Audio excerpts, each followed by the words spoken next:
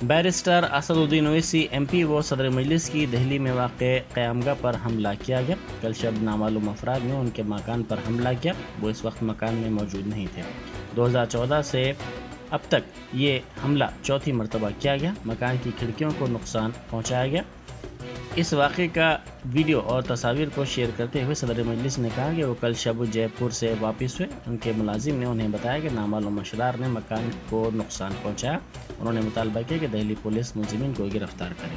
नहीं, हम तो जानते नहीं है किसने अटैक किया। हम तो राजस्थान के 2 दिन के विजिट पर थे। वहाँ पर जुनैद के घर पर गए भरतपुर में, फिर हमारी जनसभाएं हुई, तो हम वापस आए तो हमको बताया गया रात में 11:30 बजे कि ये हुआ। हम अपने दोस्त जामीन खान साहब को भिजाए।